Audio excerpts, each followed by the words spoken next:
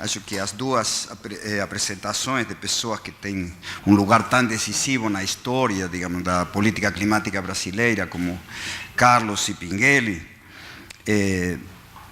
não tenho muito mais a dizer, talvez que uma comparação internacional. Eu concordo totalmente com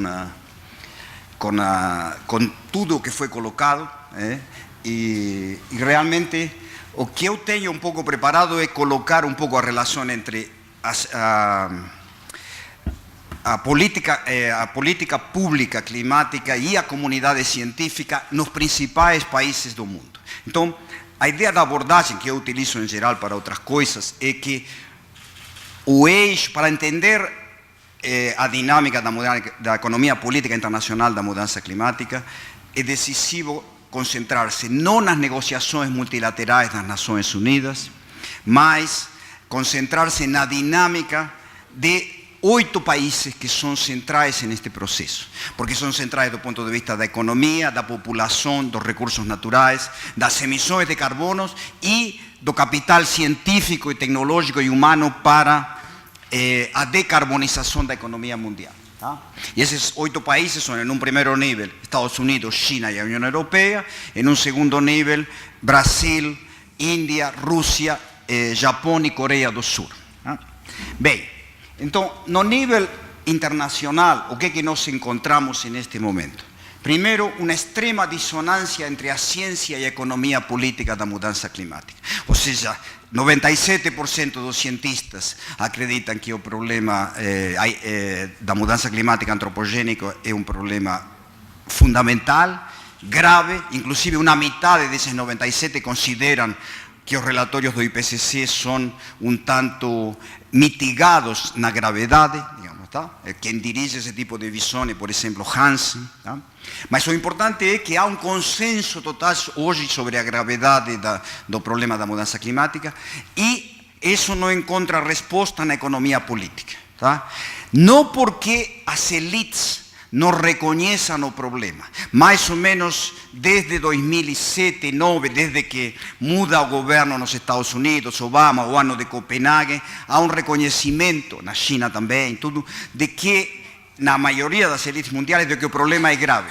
Só que a lógica do ciclo dos negócios e do ciclo político de curto prazo dificulta uma ação cooperativa internacional para a decarbonização da economia mundial. Então o problema se tornou um pouco um problema intratável. Não é, ele é central para a humanidade, está colocado como tal, mas ele é deixado de algum modo em um lugar secundário da agenda até que se criem condições, que a maioria dessas leis não sabem como se criarão, de voltar a ser central no sentido de poder enfrentá-lo.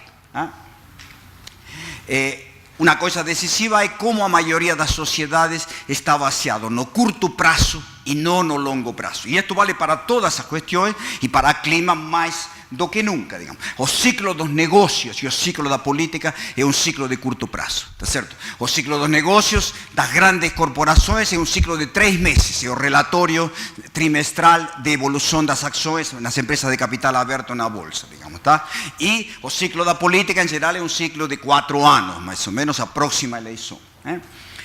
Outro ponto fundamental que a nível mundial explica, digamos, essa dissonância é o baixo nível educacional médio no mundo. Tá? Por quê? Porque a questão da mudança climática é uma questão complexa, de longo prazo e, além disso, complexa e abstracta. A sua corporidade é muito difusa, exceto quando se materializa no fenômeno climático extremo. Aí sim que as pessoas sentem isso. Mas se não fora isso, não é difícil de ser compreendida, digamos, pelo nível de educação médio da sociedade. E por último, é a precária governança global. A dissonância extrema entre a densidade da globalização econômica e comunicacional, e a econômica em todas as dimensões, comercial, de cadeias produtivas e financeira, tá? Como politicamente a estrutura de governança global é uma estrutura muito precária, a ONU é disfuncional, a começar pelo fato de que, mesmo em teoria dos jogos, uma quantidade muito grande de atores, em geral se opera por consenso, e o consenso sempre é o nível de ambição mais baixo do ator menos ambicioso, que tem capacidade de veto de fato. Digamos, tá? E uma institucionalidade mais representativa da possibilidade de governar o mundo realmente, que são os G20, que tem 70% da população mundial e mais de 80% das emissões de carbono e do capital científico e tecnológico para decarbonizar a economia mundial, está ainda muito incipiente por enquanto, mas eventualmente tem uma estrutura possível para governar o mundo mais profunda que as Nações Unidas, mas por enquanto é muito incipiente. Bem, então, sobre a relação, entrando país a país, Estados Unidos. A comunidade científica muito forte e compromissada com a mudança climática, isso é claro, é o centro, aí começou, a proporção é altíssima de cientistas, tudo. Uma coisa fundamental dos Estados Unidos, uma opinião pública profundamente dividida com forte presença de negacionistas da mudança climática. O importante nos negacionistas não é o problema da proporção de cientistas negacionistas que se associam com think tanks, tá? Muitas vezes financiadas por empresas termoelétricas ou de petróleos média, digamos. Tá? O mais importante de todo é uma outra associação indireta que vem com o avanço de doutrinas religiosas anticientíficas nos Estados Unidos, que é um processo profundo nos últimos 30 anos, digamos, que levou em alguns estados até retomar o criacionismo, digamos, na educação básica, digamos, tá? Então este é um fator importante no caso americano também. O nível educacional da sociedade é média, o nível de renda é alto, com alta desigualdade, e as elites americanas são soberanistas. Isto significa que eles não aceitam, em geral, instituições de governança global que tenham poder efetivo sobre o Estado-nação. Isso é lógico, se explica por toda a história americana, da excepcionalidade americana, da superpotência, desde Washington e Jefferson, digamos, tá? Mas hoje se agrava com um sistema político disfuncional, onde, por exemplo, um presidente como Obama, que na primeira eleição, ele chegou a ter maioria nas duas câmaras, inclusive forte maioria, no Senado chegou a ter 60, mas por todo o mecanismo de checks and balance que dá muita importância à capacidade de veto, é um sistema para conservar, digamos, tá? Então, mesmo em uma situação muito favorável, conseguiu passar uma lei na Câmara, mas foi bloqueada no Senado por filibustering, um mecanismo que começou no início do século XX e era excepcional, se aplicava uma vez cada 10 anos e se tornou rotina. Então, sistema de funcionalidade da democracia americana e a percepção de vulnerabilidade da sociedade americana à mudança climática, a realidade é que a vulnerabilidade média nos estudos objetivos, digamos, ou seja, quando se classifica entre baixa, média, alta e extremadamente alta, a vulnerabilidade dos Estados Unidos à mudança climática é média e a percepção média. A União Europeia, comunidade científica também muito forte e atuante. Aqui, diferente dos Estados Unidos, a opinião pública maioritariamente favorável, embora heterogênea. Vamos a encontrar partes da opinião pública tipo Polônia, Bulgária, Romênia, em parte em Itália também, que não são fortemente favoráveis a políticas climáticas consistentes. Nível educacional alto da sociedade, nível de renda alta com baixa desigualdade no norte e média desigualdade no sul. E uma coisa fundamental da Europa é elites pós-soberanistas. Tá? Ou seja, elites que aceitam ou que querem construir estruturas de governança superiores ao Estado-nação, inclusive porque já o fizeram no nível regional. A União Europeia construiu uma estrutura de autoridade superior aos Estados nacionais. Mas qual é o problema nesse momento?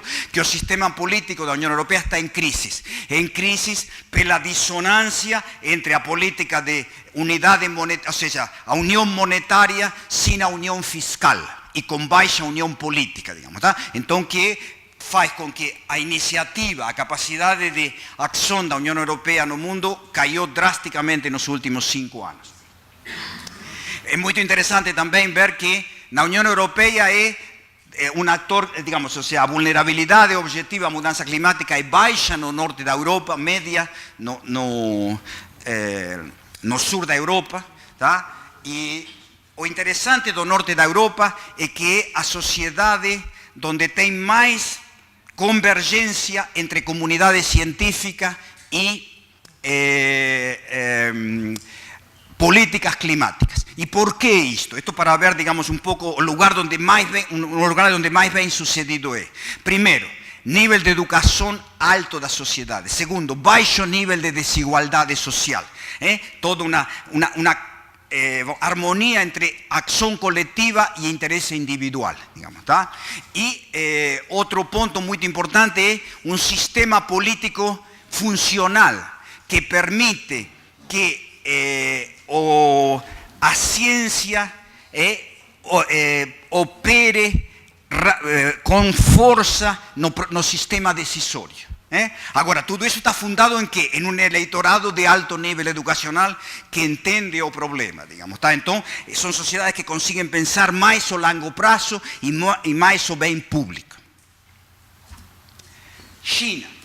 Comunidade científica muito forte também, mais de atuação baixa comparada com a americana e a europeia, por causa de ela age em tanto ela é demandada pelo sistema político, mais que nada, e não age, digamos, independentemente e incisivamente como no caso da Europa e dos Estados Unidos, tá? E aí por causa do regime autoritário.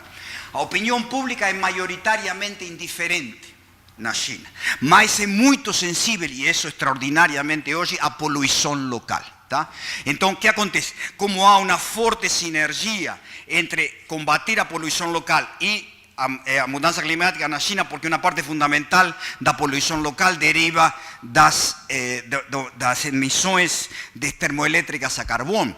Então, claro que os caminhos não são exatamente os mesmos, e até podem se diferenciar, mas o importante é que neste momento nós temos um ascenso extraordinário da questão da poluição local na China. E isso é um impulsor de políticas de decarbonização bastante significativo. O problema da China apenas, ou seja, as elites chinesas neste momento incorporaram nos últimos 5 anos, grande medida, o que a comunidade científica diz. E que diz a comunidade científica? Que China é muito vulnerável à mudança climática, que tem que decarbonizar, que tem que operar internacionalmente. Mas o que há? Há uma política simultânea de novas políticas energéticas, criar capital fixo de baixo carbono, novo, e está criando como nenhum outro país do mundo, mas ao mesmo tempo maximizar o capital velho de altamente intensivo em carbono, ganhar nos dois lados. Então a grande questão da China é quando os interesses do baixo carbono crescem o suficiente para acelerar a amortização do alto carbono, digamos. Esse mais ou menos seria a questão da China. O nível educacional médio, na costa, baixo no interior, nível de renda médio com alta desigualdade crescente no caso da China, elites fortemente soberanistas, no caso é um regime autoritário, todo regime autoritário não quer, a razão de Estado predomina sobre o indivíduo e sobre qualquer autoridade superior ao Estado nacional, mas é um regime autoritário com eficácia no processo decisório. Tá? É muito diferente do que foi a União Soviética, donde había o sistema chinés dos últimos 20 años, que no es más totalitario y autoritario, o sea, permite pluralismo, permite feedback, mesmo que sea limitado. Es decir, entonces, él tiene una capacidad de incorporar feedbacks, o sea, frente a demandas que ven, ellas lentamente van siendo incorporadas, van siendo procesadas, a comunidade científica foi ganhando extraordinariamente em prestígio, tá? E, ao mesmo tempo, por ser um regime autoritário, pode pensar mais a longo prazo. Tá? Toda a democracia, nas características que temos as democracias ocidentais, isso é algo que está colocado para o futuro da reforma da democracia, né? Um tipo de poder de longo prazo, digamos, está certo que nós não temos. As estruturas dos poderes atuais são para o curto prazo, mas a China tem essa vantagem sobre as democracias, é que internaliza muito mais o longo prazo e o interesse os interesses agregados, público nacional e até público global. A vulnerabilidade da China é muito alta, a mudança climática e a percepção crescente das elites dessa vulnerabilidade. A Índia, a comunidade científica também forte e atuante. A opinião pública maioritariamente indiferente. Tá? Por quê? Porque o nível educacional é baixo nas grandes cidades e extremadamente baixo no resto do país. Tá? Então este é o país, digamos, ou seja, de mais baixo nível educacional dos 8. Tá? O nível de renda é baixa com altíssima desigualdade. Então é um país, a Índia é destes 8 países é o único país pobre, os outros são de renda média e de renda alta. A Índia é um país pobre. Tá? E além disso com alta desigualdade, mas há uma cultura na massa camponesa, predomina uma cultura de resignação. Inclusive por toda a religião, digamos, onde tem todo o peso da reencarnação, do mundo futuro e demais. Então você tem uma tolerância muito grande, não tem nada do tipo de demanda pelo curto ou pelo longo prazo que tem no Ocidente, porque é mais outro mundo que vive uma grande massa da população indiana. As elites são soberanistas, as elites indianas, tá? Fortemente soberanistas, inclusive pelas características do mundo em que lida, China, Paquistão e demais. E o sistema político é extremadamente disfuncional. Fragmentação extrema, baixíssima coordenação, alta compartimentalização. Nós temos 40 ministérios, na Índia tem 60 ministérios. Tá? E toda a relação entre poderes estaduais e poder federal, ainda por cima agora com toda uma fragmentação por partidos regionais, cada vez mais complicado o sistema político indiano. A vulnerabilidade é extremadamente alta. Destes 8 países é o mais vulnerável à mudança climática e a percepção sobre essa vulnerabilidade é uma percepção média. Rússia. Esta é uma comunidade científica nesta área da mudança climática é fraca. Tá? A comunidade científica russa é pouco atuante. E é mais, além de ser fraca, é proporcionalmente, segundo o que tenho lido, onde tem, na comunidade da mudança climática, proporcional onde tem mais negacionistas. Ou seja, não estou dizendo que tem mais de 50%, mas comparado com o resto do mundo, se não, a média do mundo é 3%, é assim, na Rússia, faz alguns anos, tinha 30% de negacionistas. Digamos, tá? A opinião pública russa maioritariamente indiferente à questão da mudança climática. O nível educacional russo é alto, inclusive alto em uma área importante que é lógico-matemático, onde nós temos uma deficiência extraordinária, por exemplo. A renda média é alta, a renda é média com altas desigualdades. Elites fortemente soberanistas, regime autoritário. Vulnerabilidade baixa e percepção baixa. Isto tem toda uma coisa assim que é o seguinte, inclusive a ideia de que para a Rússia é bom a mudança climática, o aquecimento global, até certo ponto, pelo menos, é bom porque aumenta as terras agriculturáveis, tá certo? Então, é uma percepção que está muito presente na elite russa, digamos, tá? Além de toda uma série de características de cinismo presentes na sociedade russa, pela história, o zarismo, o comunismo e demais, que fazem que seja uma sociedade muito distante de ser um ator a favor de políticas de decarbonização global. E mais que nada é um ator de resistência, digamos, de chantagem até certo ponto, em várias coisas. Japão, comunidade científica forte e de atuação média. Opinião pública fortemente favorável à mudança climática, nível educacional muito alto, renda per capita alta com baixa desigualdade. Tá? Elites pós-soberanistas, querem construir governança global, embora o atual primeiro-ministro significa um revival nacionalista de algum perigo no Japão pela primeira vez depois da Segunda Guerra Mundial. Tá? A vulnerabilidade do Japão é média e a percepção da vulnerabilidade é alta. Tá? E Coreia do Sul, comunidade científica muito forte e atuante, opinião pública favorável, nível educacional muito alto, renda per capita alta hoje, com baixa desigualdade, elites pós-soberanistas, sistema político eficaz, é um dos mais eficazes, é um dos que com mais rapidez internalizou a questão da decarbonização no processo decisório. Coreia é um país interessante porque, por um lado, é menos democrático que o Brasil em um sentido, porque tem alta interpenetração entre as grandes empresas e a alta administração e os políticos, digamos. Mas só que eles fazem isso de um modo que pensam em conjunto o interesse nacional de Coreia do Sul e a inserção da Coreia no mundo, digamos, tá? Então, o sistema político, quando tomam uma decisão, a implementação avança muito, tá? É muito interessante isso. A vulnerabilidade média e a percepção de vulnerabilidade alta. E Brasil, aqui então, basicamente já falaram muito bem, e eu concordo totalmente com o que falaram, talvez com alguma pequena diferença, mas com o que falaram Carlos e Pinguelli. Comunidade científica forte e atuante, muito atuante, eles mostraram muito bem quanto à construção en cuestión, por ejemplo, en toda área ambiental, no apenas climática, digamos, la cuestión nuclear, digamos, como a comunidade científica foi tendo, digamos, una capacidad de ir influenciando as políticas públicas, primero lentamente, por contestação e em determinado momento internaliza muito mais. Por exemplo, então, a virada de 2009 é produto de um trabalho de 20 anos, 15 anos da comunidade científica. Tá? Nível educacional, então, a opinião pública maioritariamente indiferente com segmentos minoritários favoráveis. Isto é importante porque é o seguinte, nas pesquisas tipo do Pew Center, da BBC, Brasil aparece sempre como com uma população altamente favorável à questão climática. Mas esse tipo de pesquisa avalia muito, vamos dizer, tem problemas metodológicos do ponto de vista de que são pesquisas concentradas em um tema e onde se sabe, digamos que aí tem um viés da pesquisa que a pessoa responde para agradar ao entrevistador, digamos, tá certo?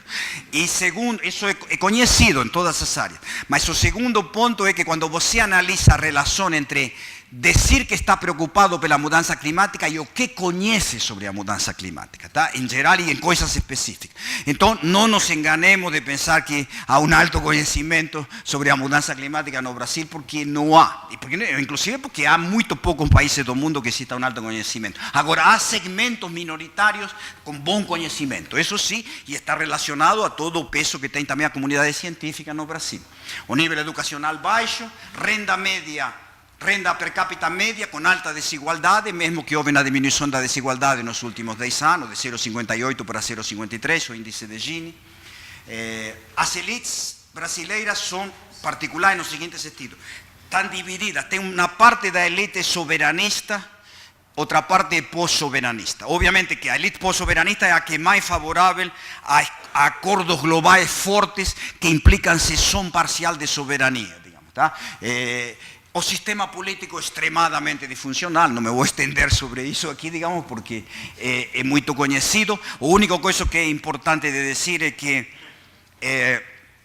esse sistema político disfuncional tem, assim, as principais dimensões são as seguintes, digamos. Ou seja, primeiro, que você tem grandes distritos onde a pessoa vota, o eleitor vota em pessoas, y no en partidos, a pesar de que a votar en una persona vota también en un partido, digamos, ¿tá? Y como son grandes distritos, o custo da campaña electoral es gigantesco y a lealdade do representante não é ao representado, sino a quem financiou a campanha eleitoral. Isso é basicamente. E inclusive o diputado, depois, antes de ser um parlamentar, é uma espécie de centro de assistência social, que é o que tem que construir para manter uma clientela, digamos. E isso tem diputados que roubam para eles, pessoalmente, mas tem o fundamental do que existe da corrupção é para manter a máquina para se reeleger. É todo um sistema voltado nessa direção, digamos, está certo? E a outra coisa importante é a grande quantidade de cargos comissionados no Estado que são de recompensa para políticos eleitos. 30.000 cargos federais. Então, quando você teria que ter um mínimo de cargos e o resto ser todos cargos meritocráticos, tecnocráticos no Estado e demais, digamos, tá? A vulnerabilidade do Brasil é alta, a percepção da vulnerabilidade é média. E por último, as conclusões. O poder de influência da comunidade científica na questão climática é alta apenas na União Europeia, Japão e Coreia do Sul. Isto é tudo comparado, obviamente. As mudanças fundamentais para mudar a correlação de forças mundiais seriam no seguinte sentido. Nos Estados Unidos, diminuindo a importância dos negacionistas na população. Aqui não é um problema dos climatólogos negacionistas, é muito mais o problema da massa negacionista, que está, a principal influência são religiões fundamentalistas e não obviamente vinculada a interesses econômicos intensivos em carbono, que por sorte estão declinando pela substituição do carvão pelo gás de xisto nas termoelétricas. Digamos. Na China, maior integração entre emissões de estufa e poluição local. Essa é uma mudança importantíssima que está acontecendo e aprofundando-se, porque o novo presidente, ele declara, os dois principais problemas para a China e para o poder do Partido Comunista são a corrupção e a poluição. Tá? E isso eles estão implementando, inclusive ontem saiu um plano nacional, pela primeira vez mais severo, para combater a poluição local na China, digamos, e está vinculado todo com as termoelétricas e demais. E na União Europeia a superação da crise de governabilidade, ou seja, avançar da unidade monetária para a unidade fiscal e mais unidade política. Tá? Então essas são mudanças fundamentais. Os principais obstáculos ao aumento da influência da comunidade científica sobre as elites decisórias no Brasil são a disfuncionalidade do sistema político, então alta fragmentação, extremadamente orientado pelo curto prazo, o baixo componente meritocrático nos altos cargos da administração pública. O Carlos estava referindo, e isto não é contraditório com isto que estou falando, a como cientistas ocuparam posições importantes em áreas chaves vinculadas à mudança climática nos últimos anos. Isso é totalmente correto, tá? Mas, em termos gerais, toda a estrutura do governo brasileiro tem uma proporção muito alta de es decir, formuladores y ecutores de nivel medio que está partidarizado y no necesariamente son los más competentes en términos meritocráticos, digamos, tá? O baixo nível educacional da sociedade, tá? A baixa interação da comunidade científica com a alta administração pública e o empresariado, digamos, tá? Então, essas pontes existem, algumas dessas pontes existem, mas são muito limitadas em relação ao que poderiam ser.